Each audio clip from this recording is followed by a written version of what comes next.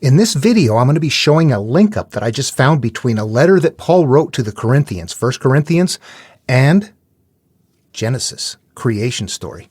There's something happening, a pattern that's repeating right there. I've talked about this before, and I've talked about how there's multiple things going on, micro, macro. I can see certain stuff, but I can't quite show it. This is a place I just found yesterday, last night as I'm looking through. It's like, oh, this is what I need right here. This is showing that micro, the macro, the numbering system, it's just exciting. Okay, my name is Dan Paulson. Welcome to the video. Folks, I'm going to show you something about the Bible you haven't seen before. It isn't that easy to see, but it is there.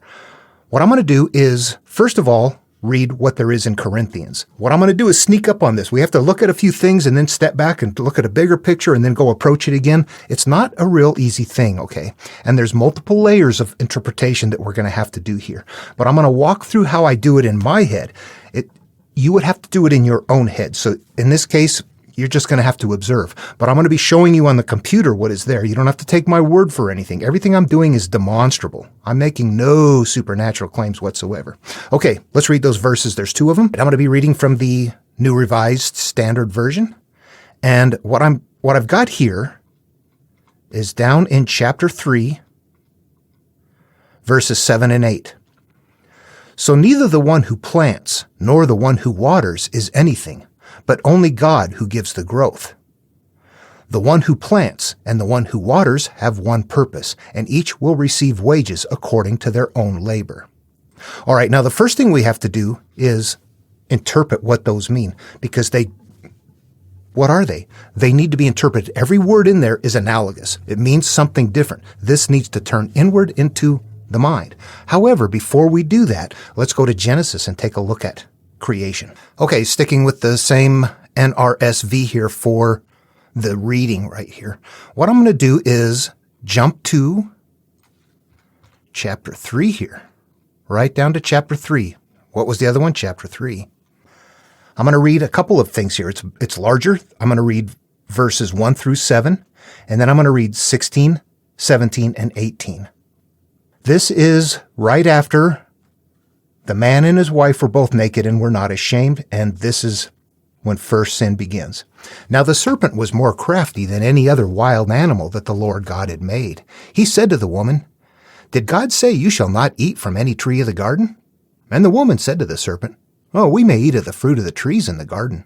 But God said you shall not eat of the fruit of the tree that's in the middle of the garden, nor shall you touch it, or you'll die."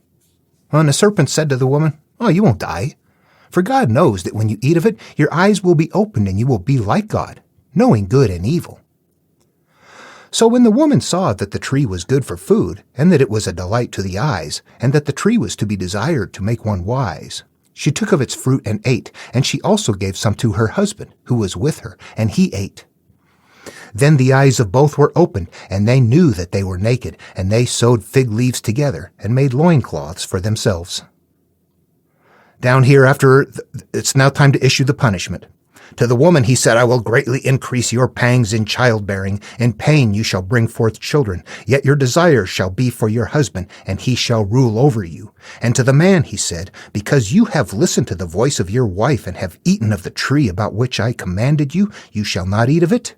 Cursed is the ground because of you. In toil you shall eat of it all the days of your life. Thorns and thistles it shall bring forth for you, and you shall eat the plants of the field." All right, in Corinthians again, 7 and 8, so neither the one who plants nor the one who waters is anything, but only God who gives the growth. The one who plants and the one who waters have one purpose, and each will receive wages according to their own labor. Okay, remember, these are about at least 1,500 years apart in their teaching. They don't sound quite right yet. We have to talk about the interpretation process. There's one part in here that's kind of flexible. When it comes to the numbers, you can't argue with those. You see them there, the counts and all that kind of stuff. This part right here, though, this is the malleable part. This is the part where you have to make it yours. The way that these work when you understand them is that you play them out in your mind. They become a part of you. Adam and Eve right here is me. Let's look at conceptual ideas first. I'm going to say two things. An anchored ship cannot sail. The goat chained in the yard cannot escape. Now, Somebody that doesn't interpret those is going to say those are two different things all day long. One's about a boat being anchored. One's about a goat being chained. Those are not the same thing at all. Goat, boat, goat, boat, goat, boat. Okay, there's your theist and your atheist right there. Somebody else comes along and says, yeah, guys, it's not about that. I am the boat. I am the goat. I am tied to something. As long as I'm hanging on to something, I can't escape. That's the concept in there. If you can't do that, you can't interpret the verse. You will never understand what's in here if you can't do that. Now, that having been said, there are easy places to learn this style of reading. It's really a learned practice. If you were to read like the Tao Te Ching, it would be super simple. You get into the Bible and it's incredibly complex. There's a number of things going on. It's doing the same teaching, except that it is so complex that it's meant to do something else. It's not only to carry the teaching, it's meant to also guide a population. Okay, we are finding something that is in here that is left for us to find. If you can find it, it's right there. Nobody's hiding it. They're putting it in here for us. The Jews and the Romans who wrote this, they've got something in here. Let's look at it. Okay, now, the interpretation, when we get back to Adam and Eve then. In this case, it's different. I am Adam and Eve, both. This is the creation of me. However, there's a mental hierarchy. Adam is my consciousness. Eve is my inner self. And at first, naked, unashamed in the garden means I'm in a happy place and I'm not covered with anything. Spiritually, that's it. These are parts of me that are pure. Now, what happens first sin? That represents something. It didn't really happen, okay? But it represents something important. And you're going to find this across the board, that the serpent represents the idea that you are now going and experiencing life, and you are judging that life experience. And those life experiences are not going to be the pure, happy, naked in the garden. You're going to now be covered. Now you're going to have pain. You're going to have shame. You're going to have anger. You're going to start covering yourself with things. And that's what happens. So what happens, leaving the Garden of Eden represents leaving that happy childhood state and then going off and living life. The pain of now you're going to go off and live your life. And guess what? Because the woman, the husband was right there with her, weren't they? Yeah, that's both of us together. The woman took on something that was a life experience, and as a result, both the female and the male, that's me, that's my entirety, that's my life experience and my inner self, are going to feel pain. And every time it emerges, every time childbirth, every time this emerges from me, it's going to be painful again. It's a cyclical pain thing going on right here. It's harder to see than being tied or chained to something, but what there is you're going to have cyclical pain because of the way you have judged something in life. And you're going to be, you're responsible. You are, the husband is in charge of you. The consciousness makes is the thinker. It's the one that decides, I like this, I don't like that. I'm doing this. This is the experience. I'm judging this experience. And the inner part is where that becomes stored. So the inner part, the consciousness is making choices about what there is, but then the Eve part of us is becoming the accumulation of that. So now the pain is happening, and what happens also, Adam is sent off to go work the land, which means you are now going to go off and live your life unaware of what you're doing. You're just going to go off and live normal life. Look back on your life. If you're turning inward and looking now, you can look back on your life and go, I didn't do that to begin with. At first, I just went off and started living life blindly, having this happen, that happen, a bunch of things. They accumulate, you grab it all until it goes bad. Chapter 6. And it's time for the flood. Okay, so what's happening here then as I read that story is that's about me. It's about my life. It's about how it's teaching me how I came about and how to purify myself so that I can get back. Everybody looking outward is carrying it. Okay. There's a way to interpret. Okay. So if everybody's on board with the interpretation, there are people that say, no, I'm not doing that. This is about Adam and about Eve. It's about God. It's about something in the physical world. If that's what you cannot interpret it that way. There is something nested in the material. To get what is nested out of it, you have to manage it mentally in a different way. And that's what I'm doing here. All right. For people that haven't been following my work, what I am saying here is that upon interpretation, what I find, and my theory is that creation, from creation all the way up to chapter 6, is most people's life right there. That's a template that shows most people's life up to the point to where you need to turn inward and heal.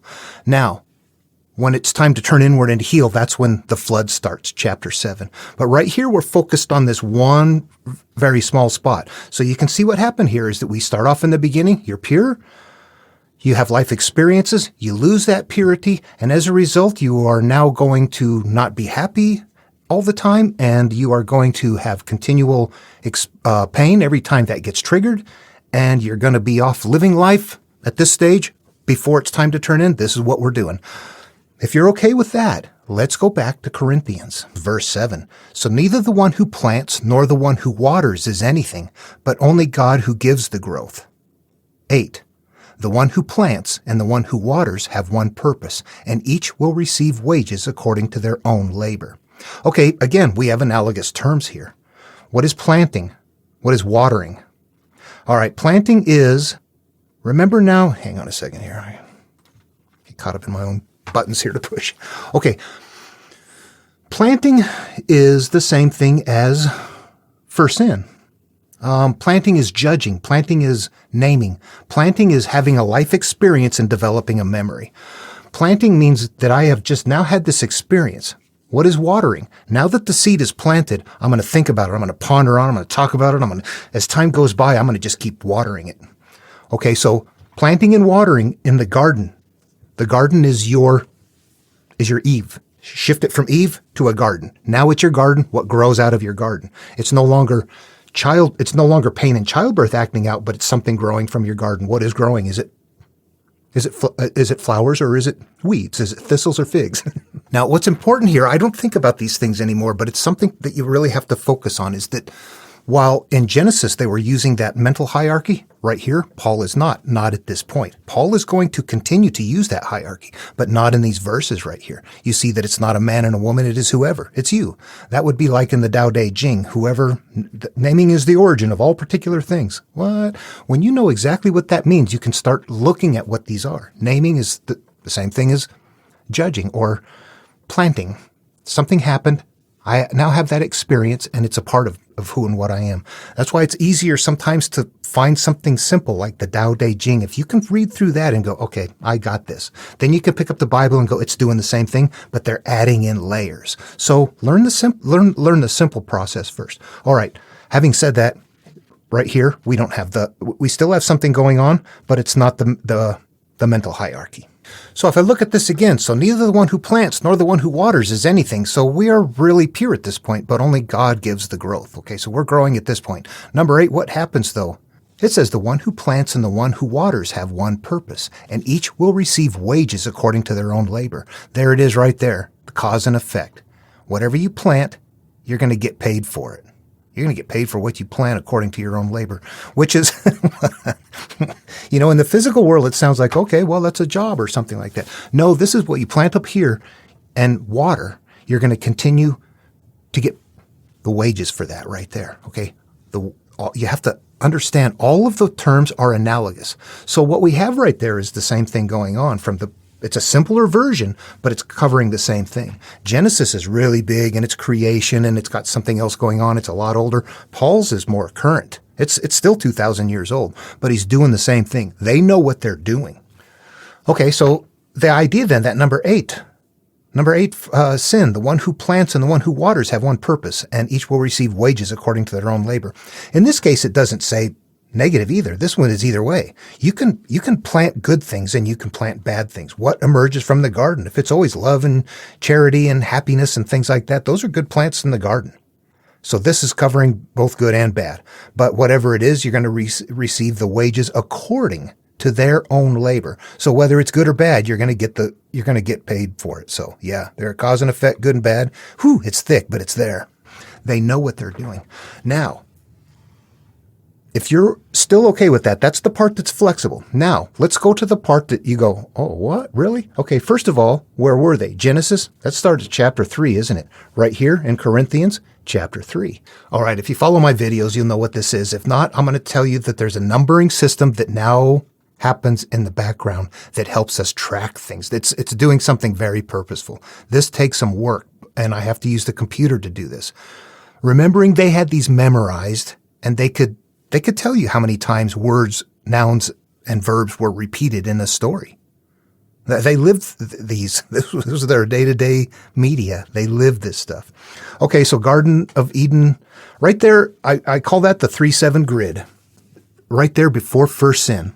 Why? Because there's two creation stories, and if you put them side by side, you see that the 7-day creation story and the Garden of Eden are right at the same place. Naked, unashamed, man and woman in the Garden of Eden, and God rested on day 7 because he was done on day 7, and God was, day 7 was said 3 times. And if you go through the Bible and you look, you'll start seeing word repeats. They're always there, but the word repeats are purposeful. There's a reason that they're there. There's a code in here that we're carrying it. Is right in our hands. It's ready for us to look at. We just don't know how to look at it. And as long as we're reading it and not memorizing it, we're not going to see it. Okay, so this is what I'm going to say right here, is that then these numbers go out and they gather other numbers. That 3 and that 7, they're going to be serving a role throughout Genesis, going and doing things. If you were to, for example, like where the atom analog farm is, you're going to find numbers in there. If you look at them, you'll see like 912, 800, and things like that. Those are not real numbers. Those are codes. If you look, you'll see that 900 is repeated 7 times. They've taken the 7 and said, well, let's hide it. We're going to go put 900 out 7 times, and then whatever numbers are with it, grab those. 800, same thing. They're doing that throughout there. So if you grab those numbers, that's what this collection is right here. I need to continue furthering this work, but right now this is something that I have fairly well established right here. Okay, so the 1, 2, 3, 5, 7, 10, 12, 15, 17, 20, 30, 40, 50, 60, 70, 80, 90, 100. I don't have them all in here, but that's just a basic start. Those are the numbers that are coming from Genesis analog farm. I do want to say something upon analysis and seeing what they're doing here with numbers, that everywhere you go to all the websites that say the powerful, purpose of the numbers in the Bible and all that kind of stuff, every one of them are wrong. They're not understanding what is at the template level. Okay, they haven't done this analysis. All right, then I've got a second set of numbers here. First sin. You know what? That 4 is wrong. I've got some work to do here. The 8 is correct. The 11, the 13, the 16, the 18, the 21 are all correct. In fact, here's how it starts looking.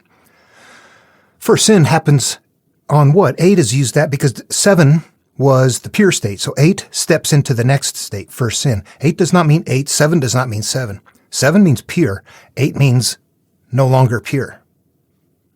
Wicked, if you look in Genesis, if you go search this up, King James Version, wicked is repeated 8 times. Creature 8 times. Thigh 8 times. Sodom 21 times.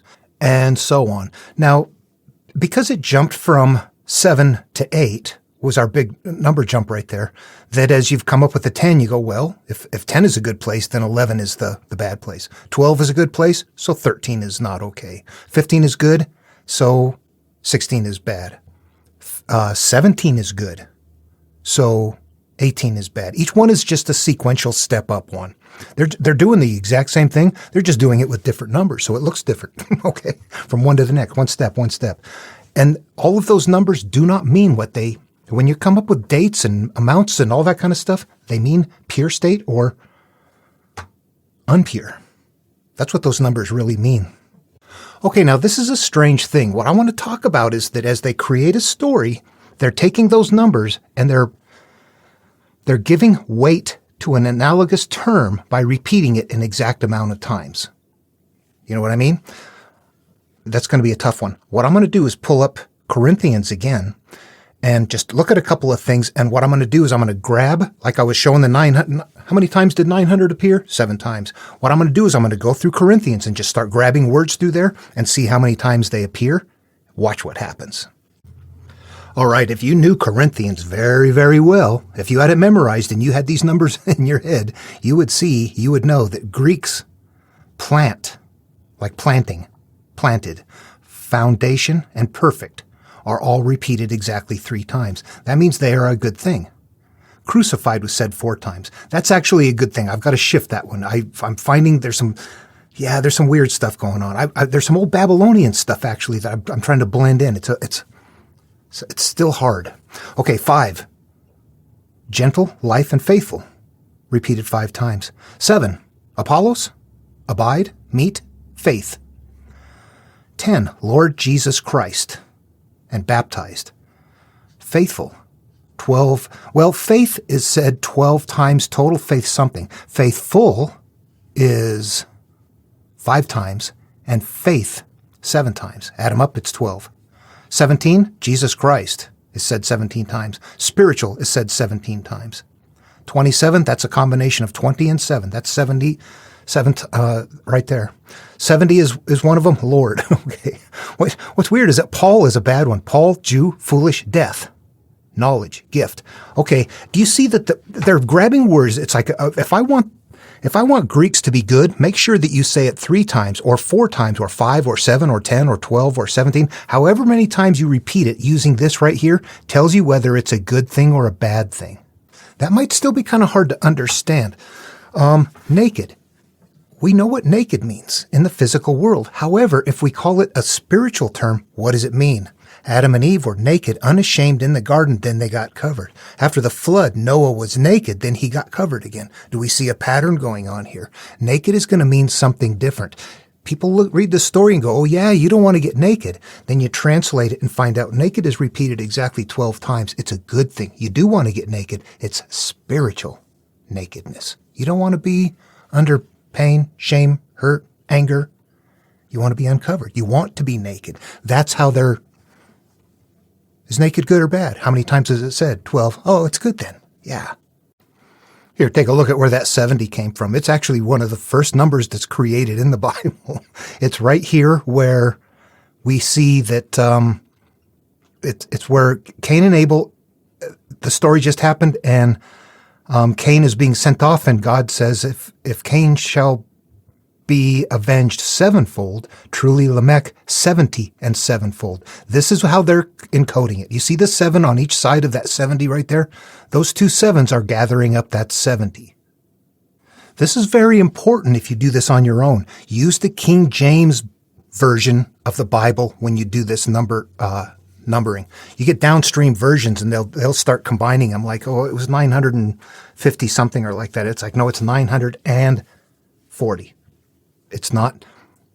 Those are separate numbers. You can't treat them like a compound number. Separate them out, bingo. Suddenly, yeah, that's what happens. As people combine them and make modifications downstream, it's getting hard to find. And don't do they modify words too, NRSV and things like that. I no longer do word searches in anything except for the King James Version. I will read the other versions for interpretation, but when it comes time to word counts, King James only. What happens and we're going to see that 70 is now repeated exactly 5 times in Genesis. So not only is 70 good by grabbing it with 7s, you repeat it 5 times, which is also one of the numbers grabbed. This is where all the cross-referencing and the grid starts building. This is where it's like, okay, they're not just grabbing numbers, they're also repeating the numbers the amount of times as other numbers. It's like an internal cross-referencing, but it's built into the story. This is the code in the story. How else would you put it in there? Okay, so after doing that, I look at Corinthians and go, yep, it's exactly Abrahamic material. I see that numbering structure in there that starts way, way, way back earlier. And if you go to every book of the Bible and do that, it won't stop. The entire Bible is structured this way. There's something in the background. There's a template we don't see. All right, so this is what we basically have then. From Genesis, the 7 to 8, jump right there. Day 7, naked, unashamed in the garden. I am a child in a pure state. Yay, happy. Something happens. I'm not happy anymore. That's first sin. I've now begun to experience good and bad. And as a result, I'm covered because I heard something's not okay or judged, whatnot. So that 7 to 8 transition is there. 7 good, 8 bad. 7 good, 8 bad. What do we have here in Corinthians? All right, what do we have here? We get back over to Corinthians, and sure enough, we have chapter 3 and the jump from 7. So neither the one who plants nor the one who waters is anything, but God who gives the growth. We are pure at this point on 7. 8, the one who plants, the one who waters, have one purpose, and each will receive wages according to their own labor. Now that you have planted something and are beginning to water it, you're going to start paying the price for it. 7 to 8 transition. Do you see that? That's like the micro. The 3... the macro. The numbering is all in the background. So we got the numbers lining up plus everything else. Now, here's one that's really spot on. I'm looking for pure state in a numbering system. I'm going to go to Luke 7:47 because I already know it's there. 7's a number, isn't it? 7:47. 40 is a number. 40 and 7 combined, 47 is a good number. Let's go see what happens if we go look at Luke 7:47 to see if we find inner pure state. Okay, same thing, King James Version on the desktop. Luke, I need to find 7:47. I think I've got that highlighted here. There we go. Chapter 7. There we go. Okay, so what's happening here is that there's Jesus is at the house having been invited for dinner, and the woman, this is the one where the woman that is a sinner woman who is like washing his feet with her tears and wiping them with the hairs of her head and things like that, anointing him with oil. And right here, number 47. Wherefore I say unto you, her sins, which are many, are forgiven, for she loved much. This is using the mental hierarchy. This is the inner self. Her sins, which are many, are forgiven, for she loved much. But to whom little is forgiven, the same loveth little. This is pure state, pure inner state, in a 747. Yep. Let me look at something else in here. Let's see. All right. How old was Jesus? When he was 12 years old, they went up to Jerusalem after the custom of the feast. That's where he wowed the wise men. That's him being special selected out. That's his version of Moses in a basket. This is at the age of 12, pure state, wowed them. And it came to pass that after 3 days, they found him in the temple. So it was 3 days there. How old? Let's see. Jesus himself began to be about 30 years of age when he started his ministry. And what did he do? He spent 40 days in the wilderness being tempted by the devil. So we're going to see that those numbering sequences are honestly, these are the repeats that should be very visible to people. I don't know why a lot of people don't see the numbering. It's like, how come they keep using those numbers again and again? Go to Job. He starts with 7 sons and 3 daughters. Anyway, I got to be careful I don't put too much into this video. I think it's very confusing to get into or to start seeing it at first. And there's so many parts and so many layers. I talk to people. I actually was responding to a comment. I saw a comment here about a week ago. You talk about this grid. What is it that you're talking about? So I was writing out a comment. I got it ready and I went to post it and it wouldn't post. So the person had deleted their comment. They were like, I don't know. I don't even know what he's talking about. This is kind of what I'm talking about. If you see this, the numbering system and the way the words are repeated a certain amount of times, but also the chapters and the verses are broke up in a way, and the stories are written in such a way that it's flowing from pure state to now I'm affected by life. Now I need to go and heal. There's a cycle of something that's rolling along in the numbers that if you don't get into the inside, it's just a flow of, it's like a linear flow of life or something. And that's not what happens at the level of template. I need to probably bring this to an end because of I think sometimes people need to wrap their heads around it a little bit more or kind of think about it. Sometimes you don't know what questions to ask until you see enough and go, oh, wow, what about this or what about that? And, kind of that's what I do when I go through the material. But you see that I have to use the computer to do it. I would not have gotten here without the computer. It is absolutely key to have it. It's like this story it's a module that can be completely played out in the mind, but it has to be loaded in the mind as in memorized.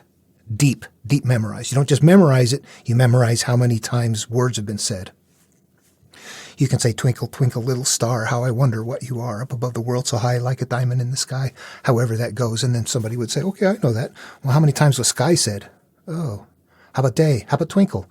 Star. Oh, geez. So now you have to go start doing that. That's what they're doing here. They not only have the story memorized, but then they go in and count how many times. Where does the beginning start in Genesis, where the sequence begins for God's chosen, where the first beginning is Abram and Sarai in Canaan in a place of famine. That would be like Adam and Eve in Eden. Don't eat anything. Okay, but what happened? They ate something and left anyway. What happens? Abram and Sarai leave because there's a famine, and they go to Egypt, and instead of the serpent being held as the element that's corrupting them, here it's like, oh, Pharaoh married Sarai, and they got slaves and animals. So the corruption is happening still. You have to know conceptually what is going on. You have to look at these and go, those are concepts in there. What is the concept? This is still me. Where does that happen? Chapter 12. These sequences you're going to be looking at this going, God. Then your other equally intelligent buddy's going to come up to you and say, hey, did you also know that in chapter 12, where that happens and where that beginning is, that Sarai's name is repeated 17 times, and that Abram it'll just go on and on like that. It'll be like, oh, wow, this is structured. It is really structured, but you would not know it. You have to read it. You have to understand some things. The repeats are there as we're reading things like, suppose there are 50 righteous within the city. Would you destroy it for the sake of 50 righteous? No, if there were 50 righteous in the city, I would not destroy it for the sake of 50 righteous. Code. Righteous is said 7 times there. 50 is said 4 times. 40 is said. There's the number sequences there. Grab the numbers. That's what that's for right there. Take these for the adventure. Yeah, that's what it's kind of like. Okay, now, if that's not enough to start sinking your mind into, it's kind of bizarre to think about and look at. Yeah, you almost have to start looking for yourself. It's not adequate to watch somebody do this. I'm sure it's not. There's a point where, though, you look back and go, when these stories were first made, there were no chapters and no verses. Those came about in more recent times. The stories were always structured the way that they were, but you would have to have them memorized to know the flow. We don't have them memorized. They're now in writing. They're in paper, and because they're in paper, we'll never know them like the ancients did. Never, never, never, never. You see, I have to use the computer to reveal things that they would have known. They could have told us this. We don't know. They don't teach you this in church. They don't teach you this in Bible college. You don't know this. You have to find it on your own. It's there, but if it is then Langton, the church, they numbered it in a way that they knew it was there. They added the numbering sequence back in to give us aid to find it. This is known in the background, and it's here for us to find. Questions, comments? See you in the next video.